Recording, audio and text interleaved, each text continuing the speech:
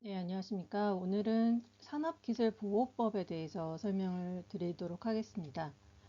오늘은 산업기술보호법과 관련된 제정 배경이나 산업기술보호법에서 보호하고 있는 대상이 무엇인지, 산업기술이라는 것이 무엇이고, 그리고 국가 핵심 기술이라는 것이 무엇인지에 대해서 그 개념과 내용들을 살펴보고, 그 다음에는 이 산업기술 보호를 위해서 정부에서 하고 있는 여러 지원 체계들에 대해서 간단하게 살펴본 다음에 국가 핵심 기술의 지정과 수출 통제와 관련된 내용, 이런 부분들을 다루어 보도록 하겠습니다.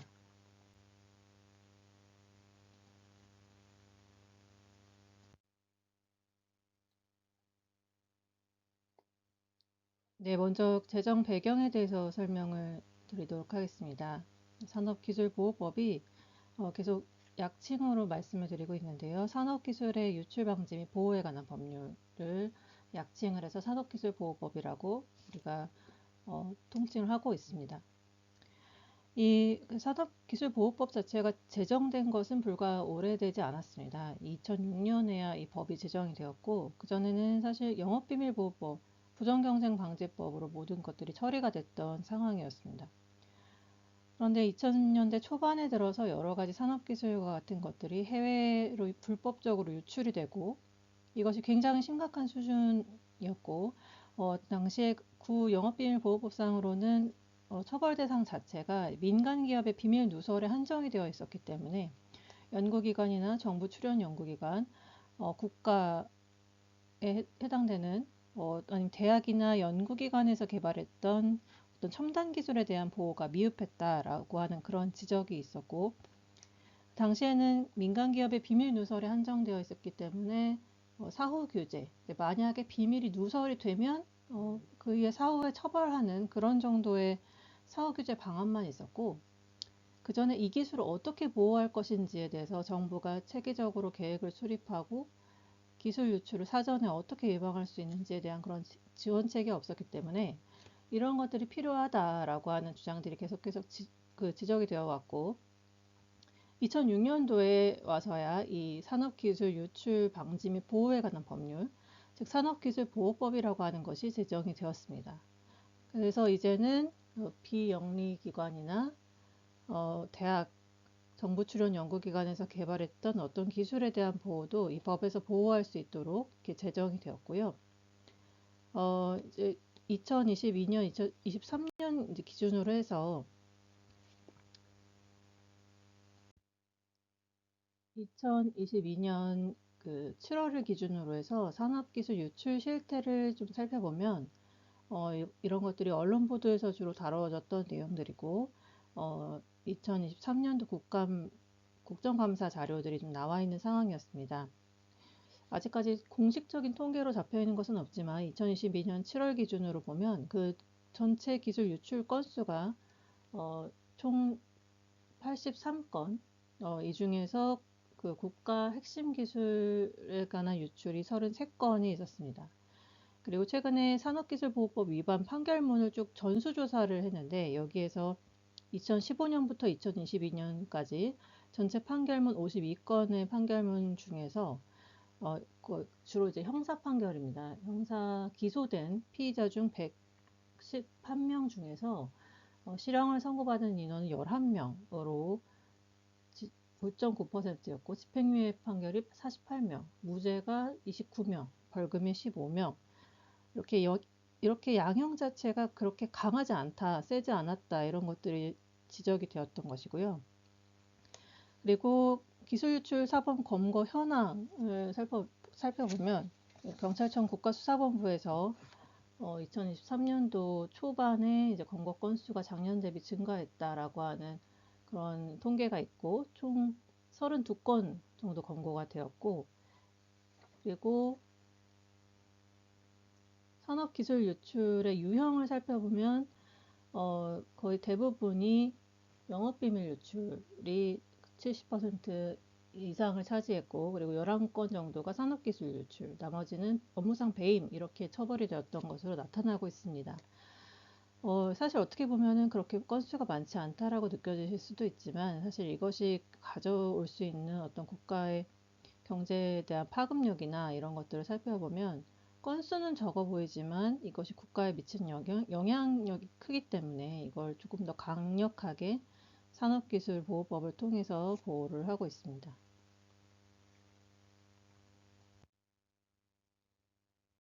네, 산업기술보호법에서의 보호 대상인 산업기술과 국가 핵심 기술에 대해서 살펴보도록 하겠습니다.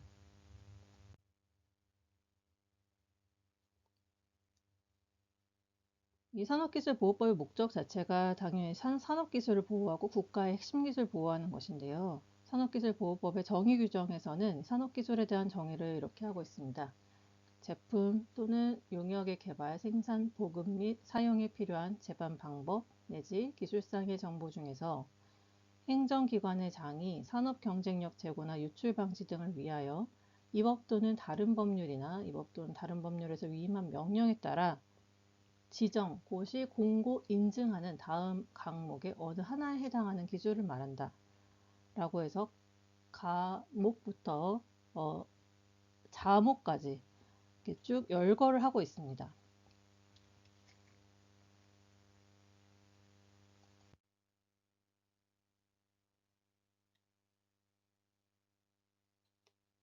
네. 그래서 그 산업기술의 종류를 좀 살펴보면 여기 국가 핵심 기술과 첨단 기술, 건설 기술, 신기술, 전력 기술, 전력 신기술, 보건 신기술, 뿌리 기술, 기타 이렇게 구분을 할 수가 있겠습니다. 산업기술보호법 제9조에서 국가 핵심 기술에 대해서 정의를 하고 있고요. 국가 핵심 기술이란 국내외 시장에서 차지하는 기술적, 경제적 가치가 높거나 관련 산업의 성장 잠재력이 높아 해외로 유출될 경우 국가 안전 보장 및 국민 경제의 발전에 중대한 악영향을 줄 우려가 있는 기술이라고 정의를 하고 있습니다.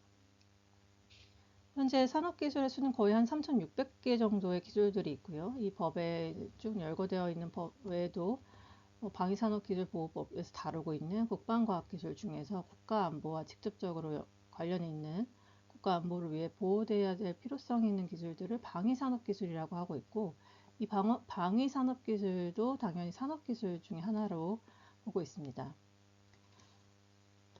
이제 여기서 그 뿌리기술이라고 하면은 사실 언뜻 와닿지 않을 수가 있는데, 우리나라의 거의 주로 경쟁력이 되는 그 제조업 중에 조선업 또는 자동차 제조업, IT 관련된 제조업 중에서 가장 핵심이 되는 근간이 되는 기술이라고 생각을 하시면 되겠습니다. 금형을 하거나 주조하는 기술, 용접하는 기술 이런 것들 이제 만들어내는 제조업에서 아주 근간이 되는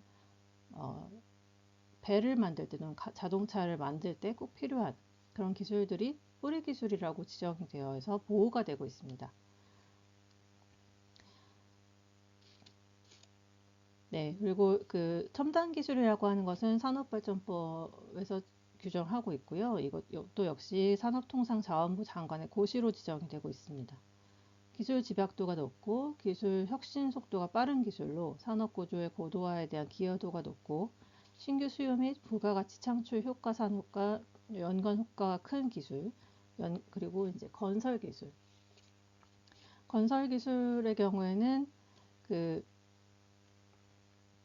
국내 최초의 특정 건설 기술과 기존 기술의 개량 중에서 일정한 기술을 신기술로 지정한 기술입니다. 국토교통부 장관의 고시로 지정이 되고 있습니다. 그리고 신기술에는 국내에서 최초로 개발된 기술 아니면 기존의 기술을 좀 혁신적으로 개선하거나 개량한 기술을 좀 신기술이라고 이야기를 하고 있습니다. 또 여기에 전력 신기술과 보건 신기술, 여기에서 우수한 우리나라에서 최초로 개발했던 전력 기술이나 아니면은 우수한 보건 의료 기술 이런 것들이 이제 나오고 있고요. 이것들이 이제 산업 기술의 여러 가지 종류라고 보실 수가 있겠습니다. 이렇게 여러 가지 산업 기술의 종류가 법에 쭉 열거가 돼 있고 각각의 근거 법률과 소관부처가 조금씩 차이가 난다라는 걸 표로 보실 수가 있겠습니다. 대부분 산업통상자원부 장관의 소관인 경우가 있고요. 그리고 국토교통부, 보건복지부, 에서 고시를 하고 있는 또는 인증을 하고 있는 그런 기술들, 이런 기술들을 보호하기 위해서 제정된 법이 이제 오늘 쭉 살펴볼 산업기술보호법이라고 할 수가 있겠습니다.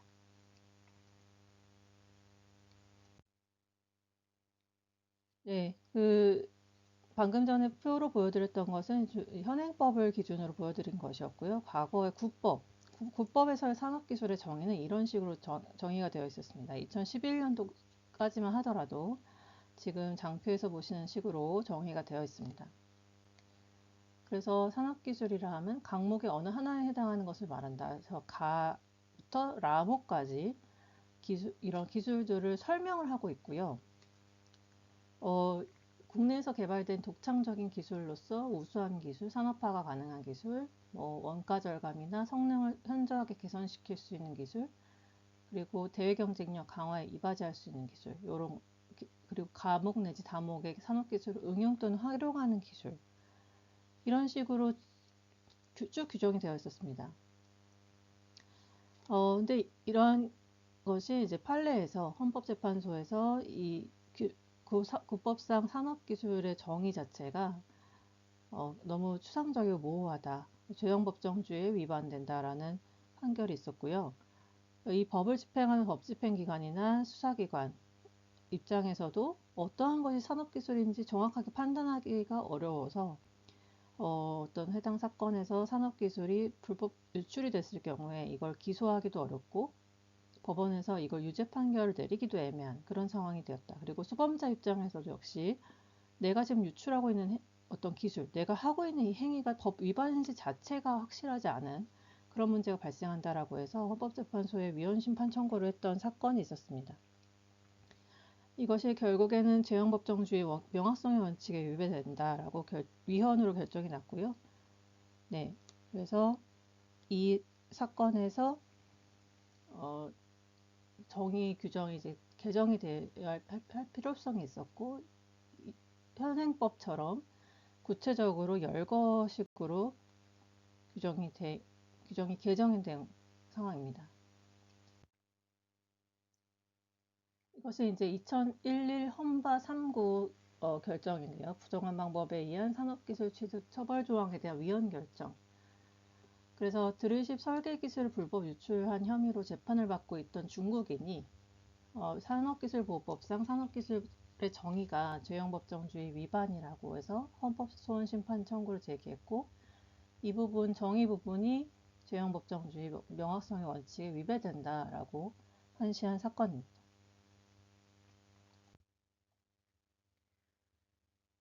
네, 다음으로는 국가 핵심 기술에 대해서 설명을 드리도록 하겠습니다.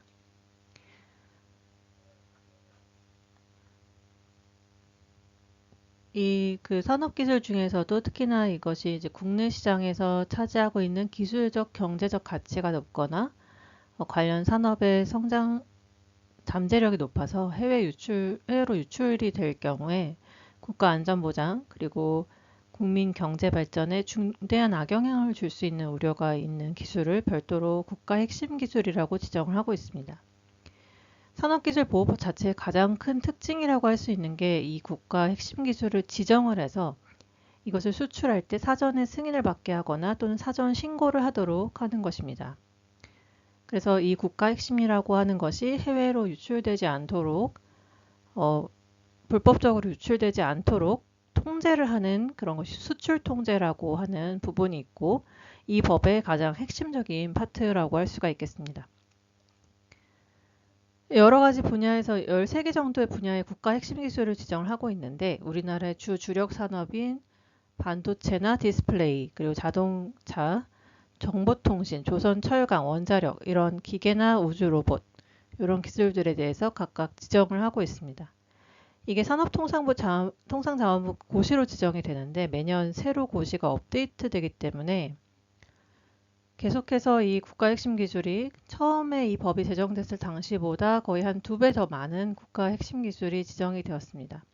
이따가 다시 한번 기술들을 좀 상세하게 설명을 표로 보여드리도록 하겠습니다. 이제 산업기술보호법이라고 하는 것이 과거에는 없었다가 과거에는 영업비밀보호법이라고 존재를 했다가 이 영업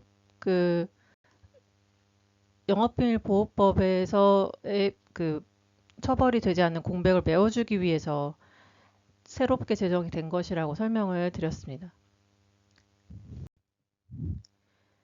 그러니까 과거에는 그 영업비밀로서 모든 것이 규율이 되었던 것이 산업기술보호법이 새로 제정이 되면서 이 산업기술이라고 하는 것과 영업비밀이라고 하는 것이 어떻게 보면 굉장히 유사한 개념이라고 볼 수도 있고 좀 다른 특징을 가지고 있습니다.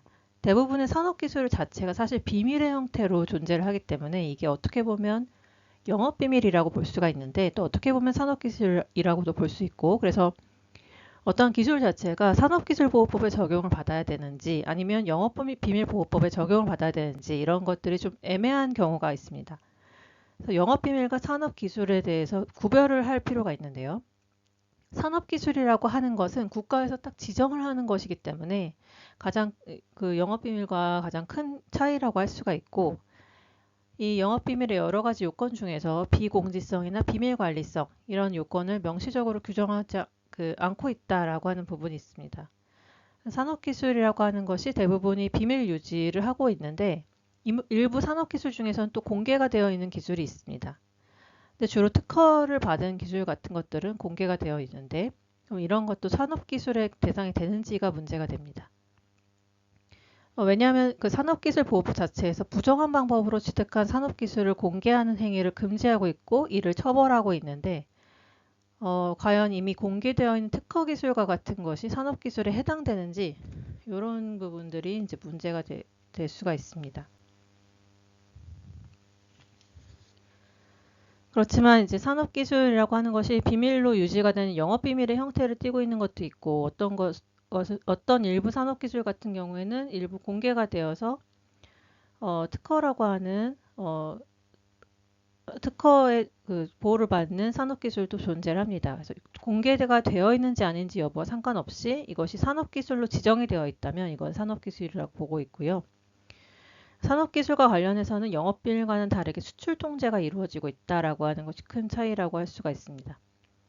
산업기술이라고 하는 것은 주로 이걸 중앙행정기관의 장이 각각 분야의 산업 경쟁력 제고를 위해서 지정하거나 고시하는 그 첨단 기술, 신기술 이런 것들이 산업기술에 해당이 되기 때문에 경제적 가치가 일반적인 다른 기술보다는 훨씬 높다라고 할 수가 있겠습니다.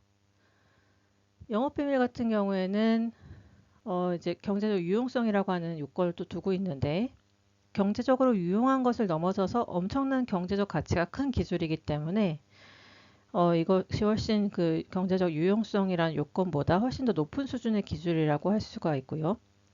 산업기술을 보유하고 있는 대상 기관이 민간 기업뿐만 아니라 비영리 연구기관이나 대학 이런 것들을 포함하고 있다라는 점에 있어서 그 차이가 있습니다. 그래서 영업비밀보호법과 산업기술보호법은 이제 조금 다른 특성을 가지고 있고 산업기술보호법이 오히려 영업비밀보호법의 부정경쟁방지법의 특별법의 지위를 가지고 있다. 이렇게 이해를 하시면 될 것 같습니다.